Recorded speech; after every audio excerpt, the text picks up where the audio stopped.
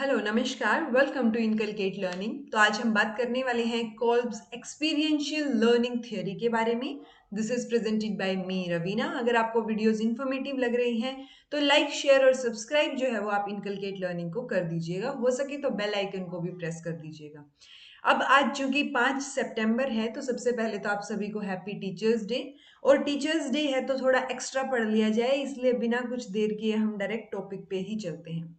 तो जो ये कोल्ब हैं, ये डेविड एलन कोल्ब हैं। इन्होंने एक्सपीरियंशियल थियोरी दी थी, लर्निंग की एक्सपीरियंशियल। बेसिकली वर्ड में ही जो है इनकी कंप्लीट थियोरी जो है वो झलकती है, यानी एक्सपीरियंस के बेसिस पे जो है आप कुछ सीख रहे हैं। अब वो एक्सपीरियंस जो है वो इन्होंने क्या बोला, क्रिटिकल है किसमें, डेवलपमेंट ऑफ नॉलेज कंस्ट्रक्शन में। यानी कि जैसे जैसे नॉलेज बढ़ेगी वो किस वजह से बढ़ेगी, वो आपके एक्सपीरियंसेस के वजह से बढ़ेगी। तो लर्निंग के लिए और आपकी नॉलेज को बढ़ाने के लिए एक्सपीरियंस जो है वो बहुत क्रिटिकल पॉइंट हो जाता है इसमें। The process whereby knowledge is created through the transformation of experience. तो ओवरऑल जो है कोल्ब ने एक्सपीरियंस को अहमियत दी। और एक्सपीरियंस वर्ड इसमें ऑटोमेटिकली हमें पता चल रहा है, लेकिन इसके साथ साथ इनकी 4 स्टेजेस हैं और 4 लर्निंग स्टाइल्स हैं। क्योंकि जब आप एक स्टेज से दूसरी स्टेज पे जाते हैं तो किस तरीके से आप जाएंगे, तो वो क्या हो गया, लर्निंग स्टाइल। अब 4 स्टेजेस हैं तो एक से दूसरी स्टेज पे जाने के लिए क्या हो गया, लर्निंग स्टाइल्स हो गई। तो इन 4 और 4 यानी कि 8 वर्ड जो है वो आपको ध्यान रखने हैं। सबसे पहले हम ओवरव्यू की बात कर लेते हैं। अगर आप कोई कॉम्पिटिटिव एग्जाम दे रहे हैं तो आपको किस तरीके से जो है इसको दिमाग में बिठाना चाहिए। इस फ्लो चार्ट या इस फ्लो चार्ट के बाद जो है हम क्या करेंगे, डिटेल में इन आठों के आठों ये 4 स्टाइल्स और 4 स्टेजेस के बारे में डिटेल में पढ़ेंगे। तो सबसे पहले आता है कंक्रीट एक्सपीरियंस, यानी कि आप एक तो ये 4 स्टेजेस हैं। अगर हम 1 2 3 देखें तो 1 जो है वो कॉन्क्रीट एक्सपीरियंस होगा, सेकंड होगा रिफ्लेक्टिव ऑब्जर्वेशन, थर्ड है abstract conceptualisation and fourth one is active experimentation. लेकिन इसका मतलब ये नहीं है कि फर्स्ट से ही एंट्री होगी, यानी कि आप आपकी जो शुरुआत होगी लर्निंग की वो आप इस स्टेप में ही एंटर करेंगे। आप एंटर किसी भी स्टेप में कर सकते हैं। अगर आप एक्टिव एक्सपेरिमेंटेशन में एंटर करते हैं तो साइकिल इस तरीके से चलेगी। बेसिकली आप जिस भी स्टेप में एंटर करेगा जो लर्नर है, वहीं से क्या शुरू हो जाएगी, ये जो लर्निंग की साइकिल है इनकी वो शुरू हो जाएगी। अब लर्निंग साइकिल में इन्होंने 4 स्टेजेस दी हैं, जिसमें पहली है कॉन्क्रीट एक्सपीरियंस, जिसमें ये फीलिंग की और एक एक्सपीरियंस के होने की बात कर रहे हैं। यानी कि आप कॉन्क्रीट और एब्स्ट्रैक्ट 2 चीजें पढ़ी हैं हमने। एब्स्ट्रैक्ट जो है वो इमेजिनेशन लेवल पे हो गया। जैसे कई बार मैथ्स के क्वेश्चंस हैं या मैथ्स की टेबल है, वो हम दिमाग में ही इमेजिनेटरी लेवल पे सोल्व करने की कोशिश करते हैं बिना पेन पेपर के। कॉन्क्रीट क्या हो गया, जब छोटे बच्चे को आप पजल सोल्व करने को दे देते हो, तो जो हार्ड चीजें हैं या वो जिनको टच कर सकता है, फील कर सकता है, और उसके बेसिस पे क्या होगा, उसको नया एक्सपीरियंस गेन होगा। तो कॉन्क्रीट एक्सपीरियंस जो है वो पहला स्टेज हो गया, जिसमें आप कोई भी काम कर रहे हैं और उससे आपको एक्सपीरियंस गेन हो रहा है। जब आप सेकंड स्टेज पे जाएंगे तो सेकंड स्टेज पे जाने के लिए आपका स्टाइल क्या हो जाएगा, डाइवर्जिंग स्टाइल। क्योंकि जो ये स्टाइल्स होंगे वो दोनों स्टेजेस के बीच का स्टाइल होगा। यानी कि जैसे कॉन्क्रीट एक्सपीरियंस में हम फीलिंग की बात करते हैं, रिफ्लेक्टिव ऑब्जर्वेशन में हम ऑब्जर्वेशन की बात कर रहे हैं। यानी कि यहाँ पे जो हमें एक्सपीरियंस हुआ उसके ऊपर हम क्या कर रहे हैं, रिफ्लेक्ट कर रहे हैं। या तो आप ये लगा लीजिए कि आपने कोई चीज देखी यानी वॉच किया उसको, और उस पर आप ऑब्जर्व कर रहे हैं, आप उसको ऑब्जर्व किए जा रहे हैं और उसके बारे में सोचे जा रहे हैं। थिंकिंग वाला पार्ट आप सोच रहे हैं उसके बारे में, आपने ऑब्जर्व किया, ठीक है। तो जो वॉचिंग का है, फील और वॉच के बीच में क्या है, डाइवर्जिंग। यानी फील से वॉच पर पहुंचने के लिए आपका जो लर्निंग स्टाइल होगा कोल्ब की थ्योरी के अकॉर्डिंग, वो डाइवर्जिंग का स्टाइल होगा। रिफ्लेक्टिव ऑब्जर्वेशन के बाद जब आपने कुछ रिफ्लेक्ट, जो आपने एक्सपीरियंस किया है आप उसके ऊपर रिफ्लेक्ट कर रहे हैं, ऑब्जर्व कर रहे हैं, उसके बाद आता है एब्स्ट्रैक्ट कॉन्सेप्चुलाइजेशन। यानी कि यहाँ पे आपने एक्सपीरियंस किया, मान लीजिए किसी आपने गर्म पानी की एक बोतल है उसको टच किया, तो आपका एक्सपीरियंस क्या हुआ कि आपको पता चल गया ये गर्म है। आपने ऑब्जर्व किया चीजों को, उसके बाद आप कॉन्सेप्ट, आपका जो कॉन्सेप्ट है आप उसको निकालेंगे। यानी कि जो आपने देखा और फील किया उसके बेसिस पे आप एक कॉन्सेप्ट बनाएंगे, कंक्लूड करेंगे जो आपने सीखा है उसको।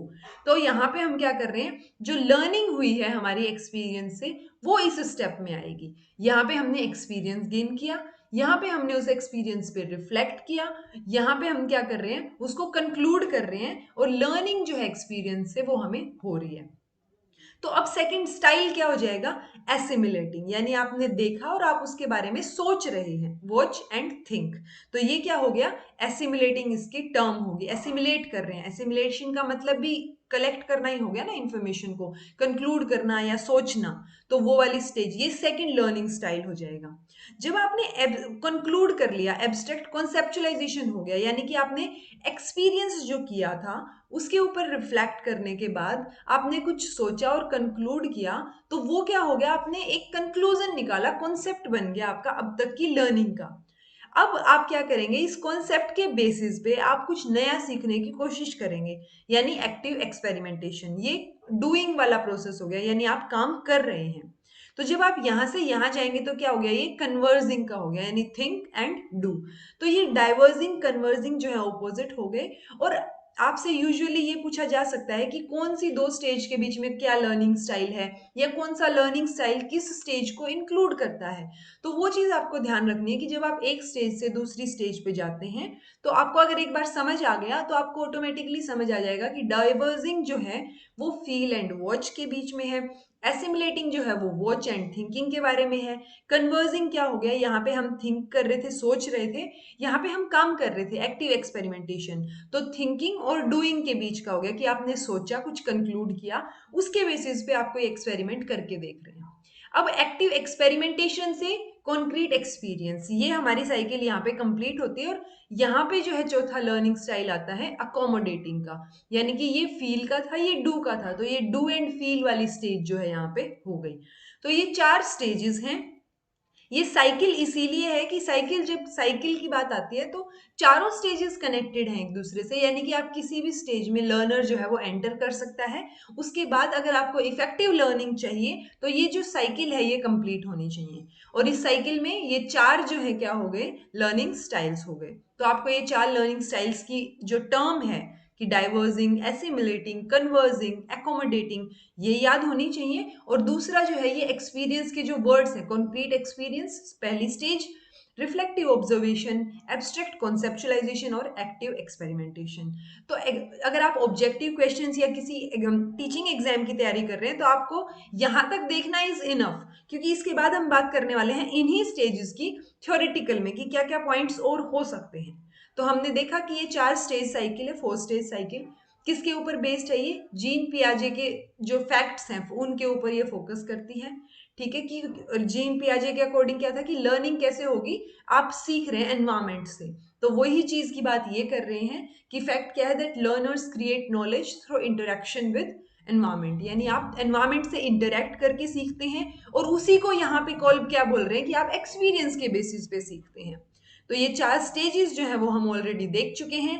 ऑब्वियसली ये स्टेजेस इंटरडिपेंडेंट हैं। कई बार क्वेश्चन आ जाता है कि four stages of Kolb's theory या Kolb's experiential theory are dependent, interdependent, not dependent. तो ये सब चीजों में ये क्या हो जाएंगी, इंटरडिपेंडेंट है, ये एक दूसरे पे डिपेंड करती हैं। कि अगर आपने कुछ देखा ही नहीं है तो आप सोचेंगे कैसे, उस पर कंक्लूड कैसे करेंगे।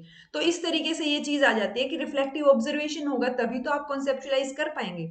ये क्या हो गई, एक दूसरे पे डिपेंडेंट हो गई।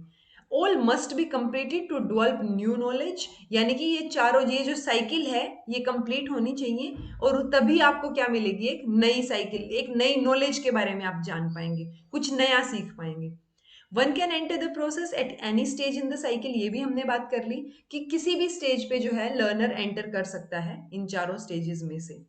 The cycle should then be completed in entirely to ensure the effective learning। अगर हमें अच्छी तरीके से लर्निंग करनी है या इफेक्टिव लर्निंग की हम बात कर रहे हैं तो ये चारों स्टेजेस जो हैं वो कंप्लीट होना जरूरी है।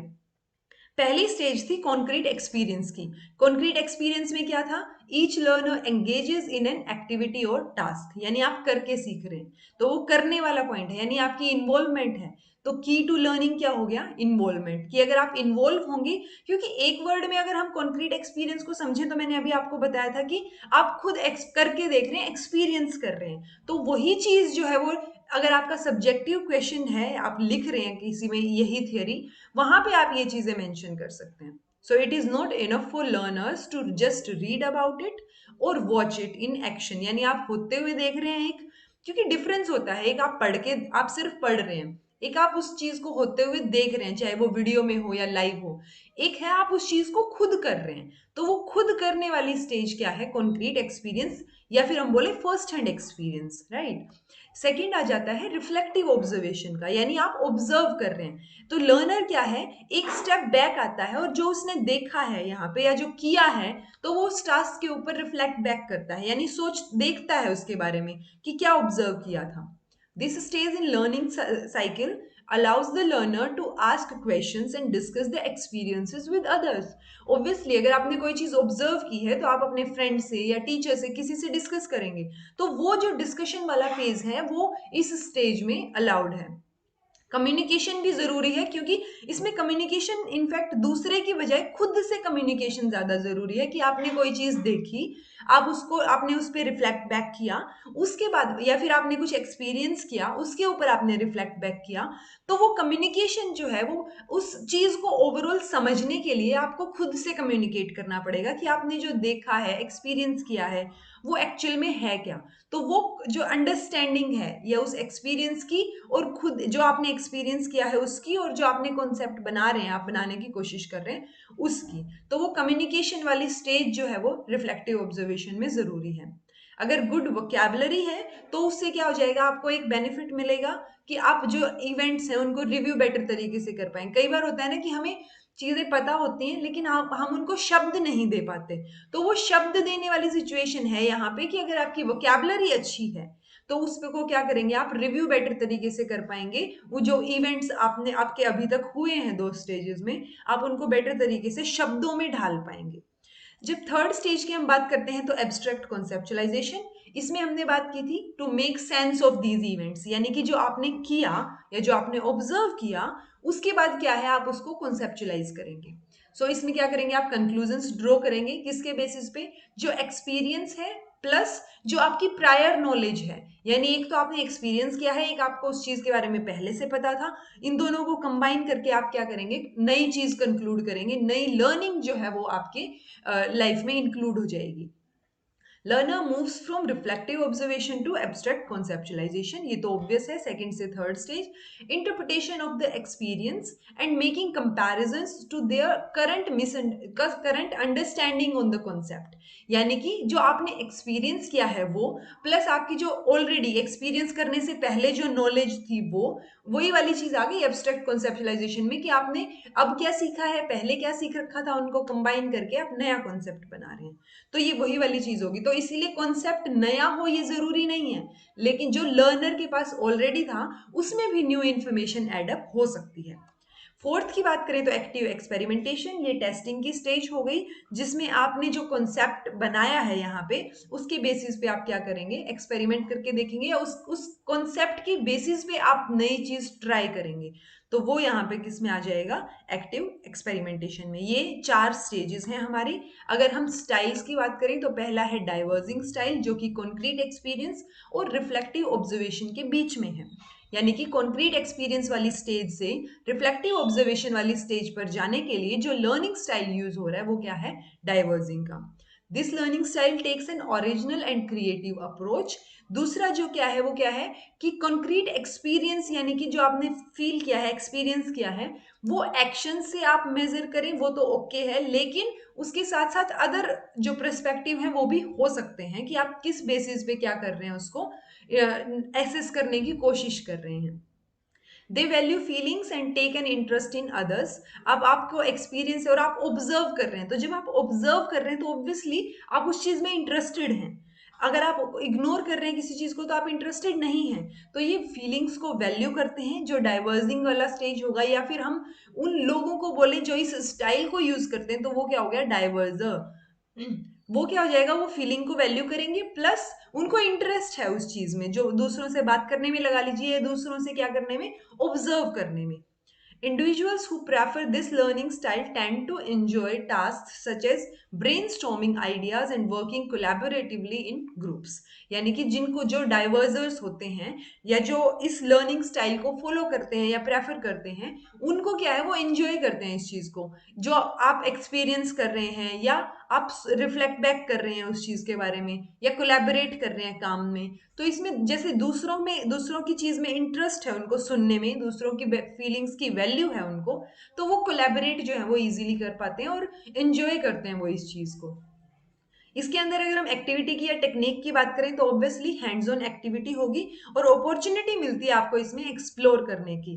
अब जो नेक्स्ट है हमारा वो है एसिमिलेटिंग, जो कि रिफ्लेक्टिव ऑब्जर्वेशन और एब्स्ट्रैक्ट कॉन्सेप्चुलाइजेशन के बीच का लर्निंग स्टाइल है। एसिमिलेटर वो हो जाएगा जो इस लर्निंग स्टाइल को यूज कर रहा होगा।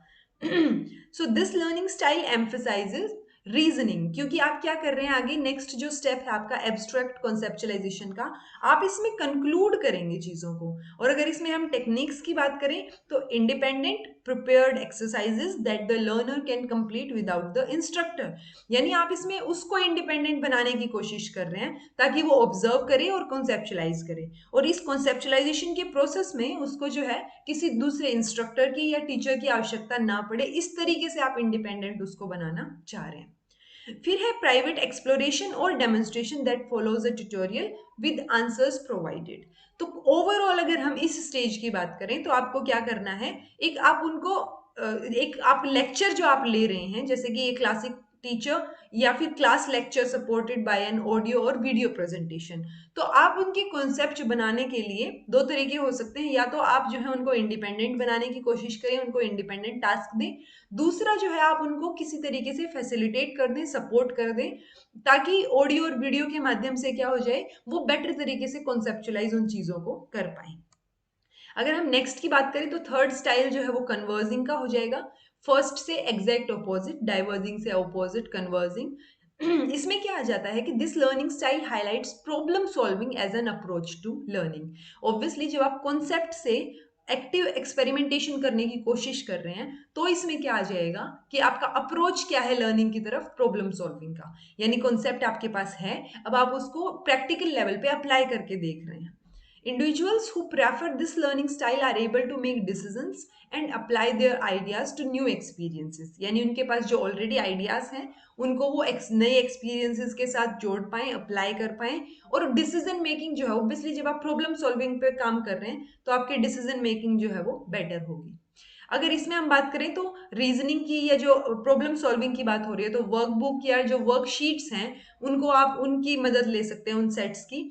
Task that are computer based, interactive activities, ये सारी चीजें इस लर्निंग स्टाइल में इंक्लूड होंगी। फोर्थ स्टाइल आ जाता है अकोमोडेटिंग का, जो कि कंक्रीट एक्सपीरियंस और एक्टिव एक्सपेरिमेंटेशन के बीच का हो गया। एक्टिव एक्सपेरिमेंटेशन हमारा फोर्थ स्टेज था, कंक्रीट एक्सपीरियंस फर्स्ट स्टेज था, तो उन दोनों के बीच में क्या है, हमारा अकोमोडेटिंग लर्निंग स्टाइल है। अकोमोडेटर कौन होगा जो इस लर्निंग स्टाइल को यूज करेगा? This learning style is adaptable and intuitive. These individuals use trial and error to guide their experiences. यानी कि वो इसमें आंसर्स को ढूंढने की कोशिश करेंगे खुद से, क्योंकि फर्स्ट हैंड एक्सपीरियंस हम कॉन्क्रीट एक्सपीरियंस में बात कर रहे हैं, एक्टिव एक्सपेरिमेंटेशन में वो क्या कर रहा है, उसके पास ऑलरेडी कॉन्सेप्ट है और उसको अप्लाई करने की कोशिश कर रहा है। तो ओवरऑल जो है इसमें एक्टिविटी में एंगेज होना वो बहुत जरूरी हो जाता है। तो एक्टिविटी में एंगेज किया जाए लर्नर को, exploration and instructor support for deeper questioning, यानी कि आप फर्स्ट हैंड एक्सपीरियंस ले रहे हैं प्लस आपके पास अगर कॉन्सेप्ट है तो उनके बीच की जो स्टाइल होगा अकोमोडेटिंग स्टाइल, उसमें क्या हो जाता है कि आप डीप में जानना चाह रहे हैं चीजों को, तो डीपर क्वेश्चनिंग के लिए जो है उसका आंसर देने के लिए भी कोई चाहिए, तो एक्सप्लोरेशन के लिए इसमें इंस्ट्रक्टर की सपोर्ट की जो है वो थोड़ी जरूरत पड़ती है। Task that promote independent discovery, इस तरीके के टास्क उनको दिए जाएं कि वो खुद ही उस चीज के बारे में डिस्कवर कर पाए। तो ये था कोल्ब की एक्सपीरियंशियल थियरी, जो कि एक्सपीरियंस पे बेस्ड है। आपको 4 स्टेजेस और 4 लर्निंग स्टाइल जो है वो ध्यान में रखने हैं। So this was all about today. Thank you so much for watching.